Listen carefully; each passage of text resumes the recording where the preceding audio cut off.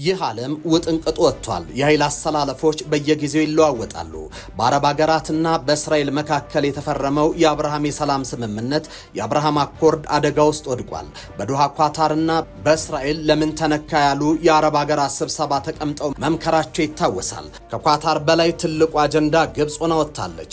በአባይ የተሸነፈች ግብጽ በቀይ ባህር አዲስ ስትራቴጂም ይዛ መጥታለች። የግብጽ ጥል ከእንደዚህ ቀደሙ ከኢትዮጵያ ጋር ብቻ አይደለም፣ ግጭቱ ከእስራኤል ጋር ሆኗል።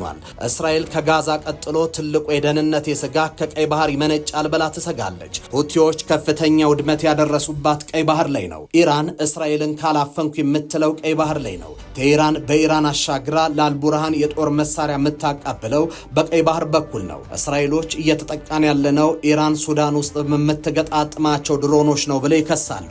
እና አሁን ላይ የቀይ ባህር ቀጠና በእኛ እንደ ኢትዮጵያ ባለ ወዳጅ ሀገር ብንቆጣጠረው በቀጠናው ላይ ትልቅ አቅምን መፍጠር እንችላለን ሲሉ ይናገራሉ። ግብጽ ከካምፕ ዴቪድ ስምምነት በመለስና ለእስራኤል የሀገርነቱ ዕውቅና ከሰጠች ከፈረንጆቹ 1979 ወዲህ እስራኤልን ግብጽ በግልጽ ጠላት ብላ ሰይማታለች። ካይሮ እስራኤልን በጠላትነት ከመፈረጅ ባለፈ የዓለም አቀፍ ሕግጋትን በመጣስና በተስፋፊነት ከሳታለች። የአረብ መንግስታት ከውስጥ ከሀገራት ህዝብ በሚደርስባቸው ጫና ምክንያት ከእስራኤል ጋር ያላቸውን ግንኙነት በተለይም የአብርሃም ስምምነትን እንደገና ለማጤን እየተገደዱ ይገኛሉ።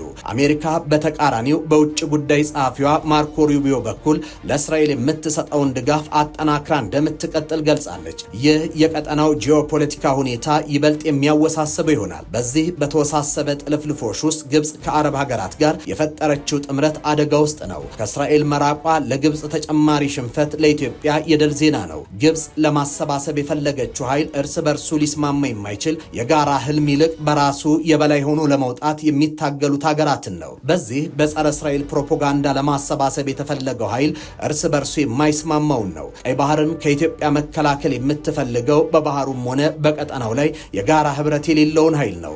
ዛሬ ሳውዲ አረቢያ፣ ኳታር፣ ግብጽ፣ ቱርክ እንዲሁም ግብጽና ኳታር በውጭ ግንኙነት ልዩነት ምክንያት እርስ በርሳቸው ሽኩቻ ውስጥ ናቸው። ግብጽ እስራኤል በኳታር ያደረገችውን ጥቃት ተጠቅማ የአረብ ኔቶን በሚል የጦር ህብረትን ለማቋቋም ብትጥርም የሚሳካ አይመስልም።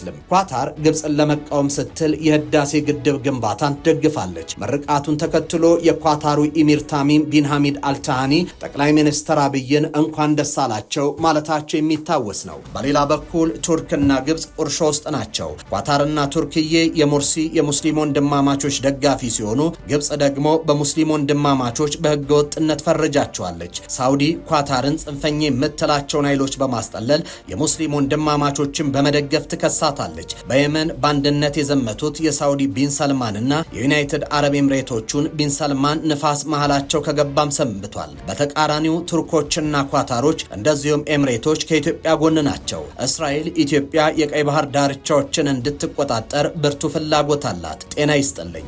ይህ ሆርን ቪው ነው። ሰላምታችን በያላችሁበት ይድረስ እያልን በእስራኤል በግብጽ መካከል የተፈጠረውን ቁርሾ ከኢትዮጵያ ብሔራዊ ጥቅምና ከቀጠናዊ የኃይል ሚዛን የበላይነት ለመቆጣጠር ከሚደረገው ሩጫ አንጻር እንመለከተዋለን። አብራችሁን ትቆዩ ዘንድ በአክብሮት ጋበዝን። ተንታኞች እስራኤል በቀይ ባህር ላይ የወጠነቻቸውን እቅዶች እውን የምታደርግ ከሆነ ግብጽን በብዙ ብሔራዊ ጥቅሟን ታሳጣታለች። በተቃራኒ ኢትዮጵያ በእስራኤል እንቅስቃሴ ተጠቃሚ ትሆናለች። ይህም መረጃ የሚያጠናክሩ እውነታዎችም በየጊዜው እየተመለከትን እንገኛለን። አንድ ከዚህ ቀደም ኢሳያስ የኢትዮጵያ የባህር በር ጥያቄ በእስራኤል ይደገፋል ብለው ነበር። እስራኤል ኢትዮጵያ በቀይ ባህር ቀጠና ሰፊ የባህር ዳርቻን እንድትቆጣጠር ፍላጎት አላቸው ሲሉ መናገራቸው ይታወሳል። ሁለት እስራኤል የሬድ ሜድ የተባለ ከቀይ ባህር እስከ ሜዲትራኒያን የሚዘረጋ የሱዌዝ ካናልን የሚቀናቀን ፕሮጀክትን ለማሳካትና የኤላት ወደብን ደህንነት ለማስጠበቅ እንደ ኢትዮጵያ አይነት አጋር ትፈልጋለች። 3 ኢራንና ግብጽ የሱዳኑን አልቡርሃን የሚረዱትን በኤርትራ በኩል ነው ሲሉ የእስራኤሎቹ ጀሩሳሌም ፖስት እና ሃሪቴስ ጋዜጦች ዘግበው ነበር። ጋዜጦቹ በኤርትራና በአልቡርሃን ላይ እርምጃ እንዲወስድ መንግስታቸውን ማሳሰባቸው ይታወሳል። 4 ግብጽ ከእስራኤል ጋር የፈጠረ የፈጠረችውን ግጭት የፍልሚያ ሜዳው ቀይ ባህር ላይ ሊያደርገው ይችላል። በዚህ ትንቅንቅ ውስጥ እስራኤል የኢትዮጵያን አጋርነት ስታገኝ፣ ኢትዮጵያ ደግሞ ለባህር በር ፍላጎቷ የእስራኤልን ድጋፍ እንድታገኝ ያደርጋታል። እርግጥ እስራኤል የቤንጎሪዮን ካናል ግንባታ ውጥን አላት። ይህም ፕሮጀክት መቼ መሬት ለማውረድ እንዳቀደች ባይገለጽም ምናልባትም የጋዛ ዘመቻቸው ይህን ካናል እውን የማድረግ ነው ሲሉ በርካቶች ይናገራሉ።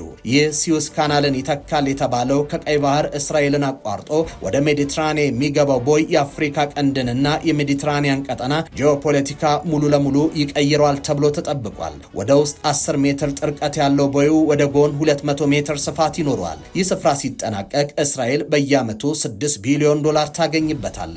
የዓለም 12 በመቶ ንግድ፣ 30 በመቶ የኮንቴይነር ዝውውር፣ የ1 ትሪሊዮን ዶላር የንግድ የሚከናወንበት ቀጠና ላይ እስራኤል የቤንጎሪዮን ካናልን እውን ማድረጓ ከኢኮኖሚ ጠቀሜታ ባሻገር የቀይ ባህር ቀጠናን የኃይል አሰላለፍ የሚቀይር ሲሆን ኢትዮጵያ የባህር በርን ሊያጎናጽፋት ይችላል ተብሏልም። በእስራኤል ዮርዳኖስ ድንበር ካለችው ኤይላት ከተማ የሚነሳው የግዙፍ ፕሮጀክት ለግንባታው 60 ቢሊዮን ዶላር ይፈጃል። ይህ መሆኑ ግብጽ 9.4 ቢሊዮን ዶላር ከስዊዝ ካናል የምታገኝበትን የኢኮኖሚ ዕድል በእጅጉ ያመናምነዋል። የቤንጎሪዮን ካናል እስራኤል በቀጠናው ላይ የኃይል አሰላለፍ ሚዛንን ለመጠበቅና ኢኮኖሚያዊ ትርፍን ታገኝበታለች። ከዚህ ባለፈ ቀይ ባህርን አረባዊ ማድረግ ፕሮጀክትን ታፈርሷለች። በቀጠናው የኃይል አሰላለፍ ላይ ግዙፍ ለውጥን ያመጣል ተብሎም ተጠብቋል። አሜሪካን ጨምሮ ምዕራባውያን ከባብል ኤልመንደብ ወሽመጥ እስከ አልአቃባ ያለውን ባህረ ገብ መሬት በምዕራባውያን ወዳጆች የመቆጣጠር ህልም መኖሩ ኢትዮጵያ በቀይ ባህር ቀጠና ላይ ዳግም ህልውናዋን ለማረጋገጥ ያስችላታልም።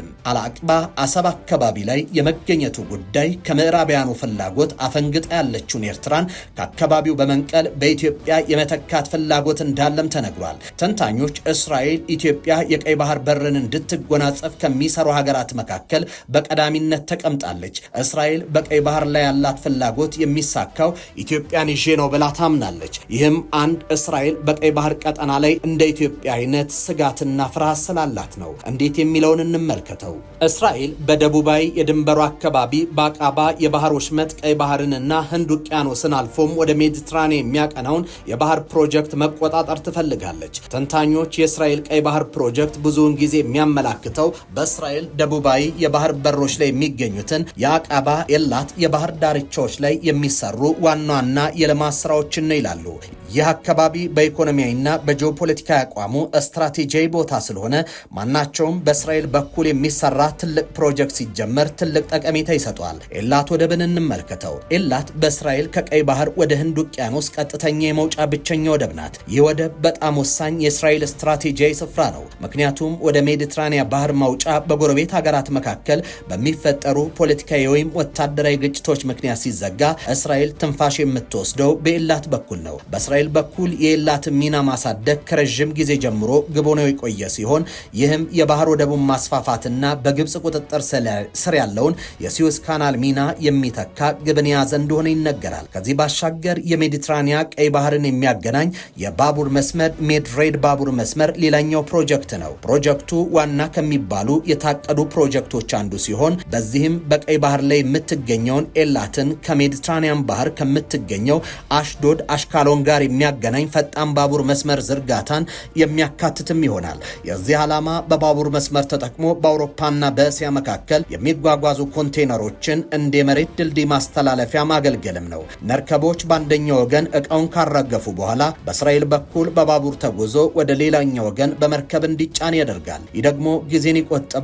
አልፎም እንደ ስዊዝ ካናል ያሉ ጠባብ የውሃ መሸጋገሪያዎችን በመርከብ በሚጨናነቁበት ሂደትን ሲቀንስ አልፎም እስራኤልን በኢኮኖሚ ዘርፍ ተጠቃሚ በማድረግ እስከ 6 ቢሊዮን ዶላር እንድታገኝ ያደርጋታል። ይህ ፕሮጀክት እንደ ኢኮኖሚ ፕሮጀክት ብቻ ሳይሆን የስዊዝ ካናል አስተማማኝ ባይሆን ስትራቴጂያ አማራጭ ሆኖ እንዲያገለግል ሆኖ እየተሰራበትም ነው። ሌላኛው እስራኤል ዮርዳኖስ እና የፍልስጤም አስተዳደር በልዩ ሁኔታ በሬድ ዴድ ፕሮጀክት የማገናኘት ነው። የዚህ ፕሮጀክት ሀሳብም ከቀይ ባህር ውሃ ወደ ሙት ባህር ለተለያዩ አገልግሎቶች የመዋል ነው። በዚህም በአቃባ አቅራቢያ የሚገኘውን ውሃ ለመጠጥ ውሃነት ማጣራት በተለይም በዓለም ላይ በውሃ እጥረት ከሚሰቃዩ ሀገራት አንዱ የሆነችው ዮርዳኖስን ማገዝ ከጨው ማጣራት በኋላ የሚፈጠረውን ጨዋማ ውሃ ወደ ሙት ባህር በመላክ እየቀነሰ ያለውን የውሃ መጠን መተካት፣ በቀይ ባህርና በሙት ባህር መካከል ያለውን ከ400 ሜትር በላይ ያለውን የከፍታ ልዩነት ተጠቅሞ ኃይል ማመንጨትን ያካትታል። ከዚህ ባሻገር ኤላትን ለቱሪዝም በመጠቀም ግብ በእስራኤል መንግስት በኩል ተይዟል።